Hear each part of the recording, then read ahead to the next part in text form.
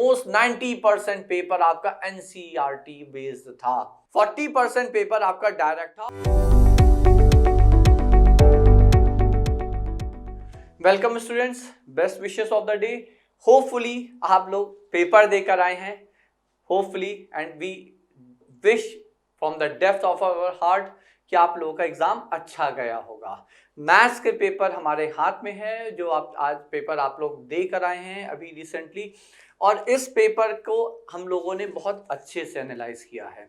इसका एनालिसिस के साथ आपके सामने आने का एक बहुत बड़ा ही कारण है, और वो रीजन ये है बच्चों कि ये एक it is just a phase, ये पहला स्टेप था। You need to face another and final step in the upcoming maybe March and April month।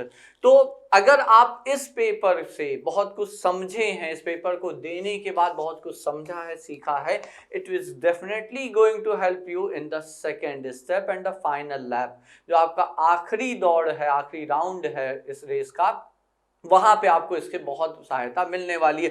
So we thought to present a brief analysis of this paper. It's not like कि हम यहाँ पे आपको solution देने वाले हैं, solution हर जगह available हैं, सारी जगह सोल्यूशन अवेलेबल हैं, that doesn't make any sense here. The point here is कि आपको ये समझने की आवश्यकता है कि कोई भी बच्चा, जिस बच्चे ने डेफिनेटली ठीक से अगर 3-4 महीने बहुत रेगुलर पढ़ाई, बहुत नॉर्मल सी बट रेगुलर पढ़ाई भी कर रखी हुई, they must be very happy today.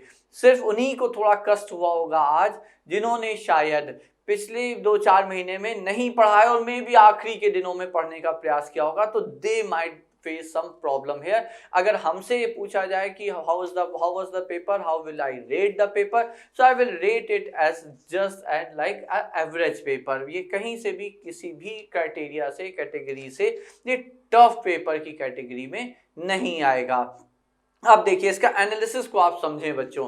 We had 50 questions है, यहाँ पे आपके पास जो यहाँ पे क्वेश्चंस थे वो 50 क्वेश्चंस आपको यहाँ पे दिए गए थे, and out of those 50 questions you have to attempt. सबसे अच्छी बात तो यहाँ पे चलिए ये थी that you attempted 40 questions here. तो आपने 50 में से 40 क्वेश्चंस आपने अटेम्प्ट किए।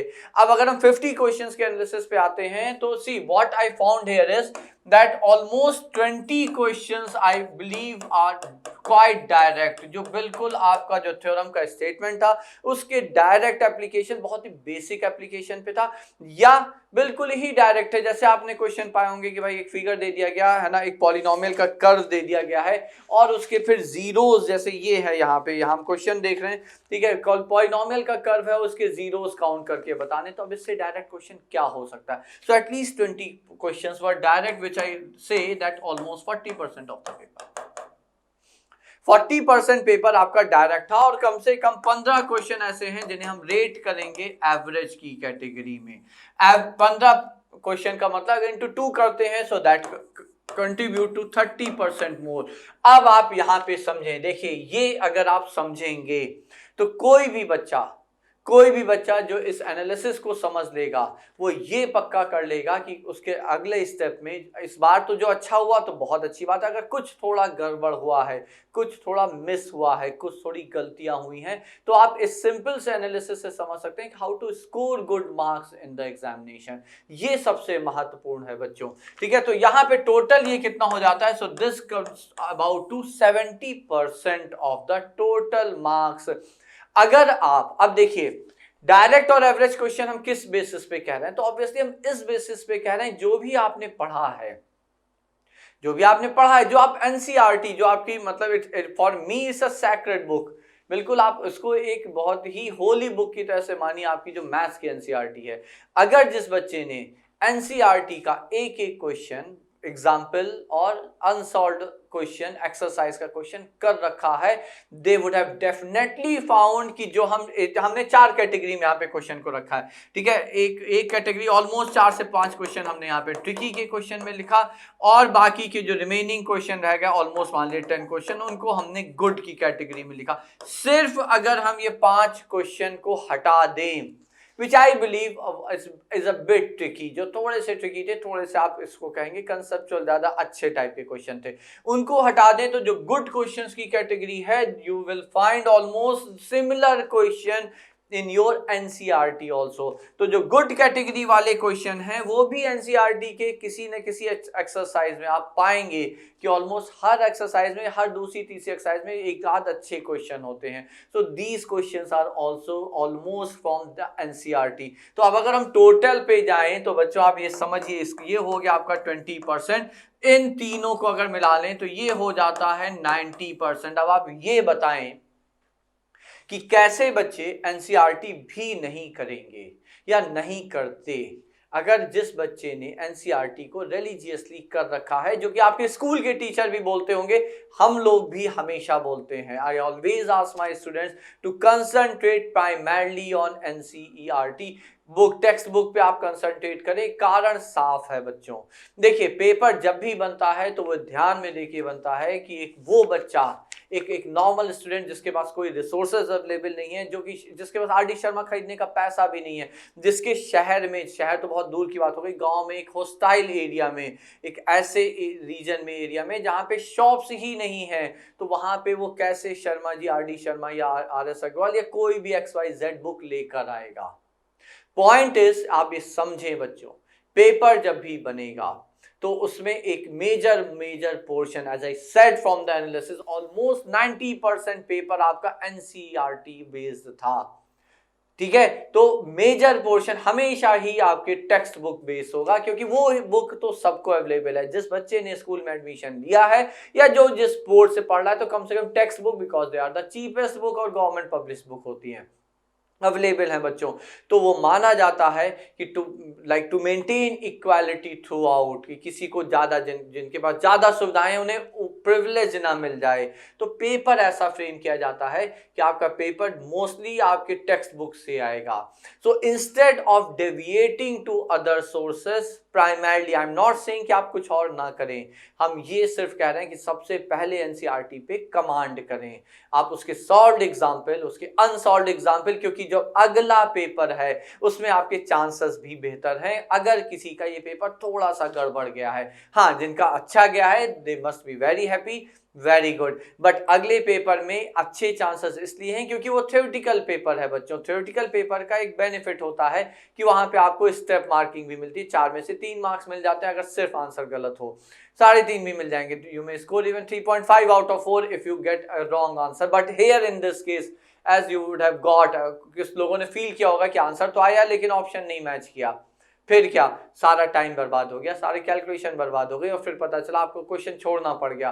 तो एमसीक्यू का ये छोटा सा डिसएडवांटेज रहता है, जो कि आपके लिए एडवांटेजियस होगा आपके थ्योरेटिकल पेपर में। तो अगर फिर आप अभी से मतलब जैसे ही आपके बोर्ड एग्जाम खत्म हो जाते हैं, उसका समापन हो जाता है, take a break of 4-5 days, आप 4-5 दिनों का ब्रेक लें।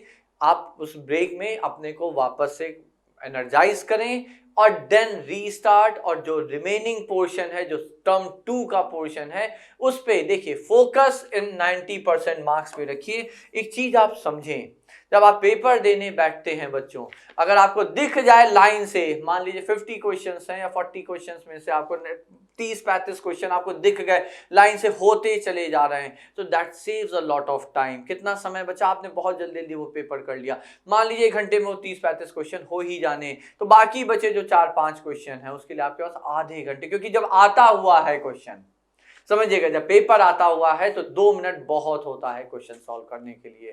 ठीक है, तो 2 मिनट में आपने अगर हो गए तो बाकी 5-7-8 क्वेश्चन के लिए आपके पास आधे घंटे बचते हैं। पहली चीज, and when you get a momentum, आपका ये 90% अगर तैयार है ना बच्चों, तो ये जो ट्रिकी क्वेश्चन का पार्ट है, ये आप most of the times you will find कि आप टैकल कर ले जाओगे, क्योंकि you are full with confidence by that time. एक पॉजिटिव एनर्जी आ जाती है, बिल्कुल आप कॉन्फिडेंट हो जाते हैं। ठीक है, तो फोकस आगे आप ध्यान रखेंगे, हम लोग का फोकस जो होना चाहिए वो इस 90% पे होना चाहिए, और उसके लिए प्राइमरली आप अपनी टेक्स्ट बुक, एनसीईआरटी बुक पर फोकस करें। पहले जब एनसीईआरटी का, मान लीजिए आपने एक चैप्टर उठाया एप्लीकेशन ऑफ ट्रिग्नोमेट्री जो टर्म 2 में है, और आपने उसके सॉल्व करना शुरू किया, आपकी एनसीईआरटी फिनिश हो गई, आपके एनसीईआरटी में सॉल्व्ड एग्जाम्पल आपने एक्सरसाइज कर लिए, सॉल्व्ड एग्जाम्पल कर लिए, उसके बाद भी यदि आपके पास समय बचता है तो फिर आप कोई भी एक सोर्स और उठा लें, कोई बुक उठा लें, कोई भी पब्लिकेशन की बुक उठा लें and then start with it. Previous year question bank उठा लें उस चैप्टर का, देन स्टार्ट विद इट, ठीक है। But after finishing NCERT don't ignore NCERT. देखिए बहुत छोटी सी बात है, एनसीईआरटी करना कितनी सिंपल है। आपके पास 4-5 महीने होते हैं, आप अगर क्वेश्चंस करना शुरू करेंगे तो आप पाएंगे कि बहुत आसानी से कर सकते हैं। द ओनली थिंग इज कि करना है और रेगुलर करना है। You shouldn't leave it for the last stage. आखिरी पे आके अगर करने का प्रयास करेंगे तो फिर पेपर, जैसे कुछ बच्चों को ये पेपर भी टफ लगा होगा, तो उसका कारण यही है कि आखिरी में अगर आप प्रयास करेंगे टू कवर अप एवरीथिंग तो एनसीईआरटी भी करना उतना ही मुश्किल होगा जितना कोई और बुक करना है बच्चों। So the point is, so that's what I said. हमारा पर्पस यहाँ पे किसी भी प्रकार से किसी क्वेश्चन को डिस्कस करना नहीं था, वो सोल्यूशन आपको कई जगह मिल जाएंगे, हम लोग भी बाद में अपलोड कर सकते हैं। बट अब हम लोगों का कंसर्न है सेकेंड टर्म के लिए। Even we people will be better prepared to help you. हम लोग भी ज्यादा तैयार होंगे आपकी सहायता के लिए। हम लोग पूरी तत्परता से आपकी सहायता करने के लिए अपने को तैयार कर रहे हैं। We are preparing ourself to help you for the second term paper. But in the course of time आप ये समझिएगा कि एनसीईआरटी पे फोकस रखना है सबसे पहले, उसके बाद फिर आप कोई भी एक सोर्स, जो भी आपके स्कूल टीचर या कहीं से भी कोई आपको पता चलता है जो अच्छा लगता है, आप उठा के उसे करना प्रारंभ कर सकते हैं बच्चों, ठीक है। So that was a brief analysis of the paper and this was the like from my side the breakup of the category of questions which you have in your examination, the term 1 examination here, ठीक है। तो चलिए with all the best wishes, we are really like feeling कि आप लोगों के सबके बहुत अच्छा स्कोर आए, आप लोग बहुत अच्छे से स्कोर करें and then we will definitely try to help you in your term 2 paper by posting our like videos, by posting important questions, by posting assignments and then taking the doubts. If you will, people will send them in the comment box, we will accept those things also and try to clarify them, ठीक है बच्चों। तो चलिए with best wishes once again I will take your leave here.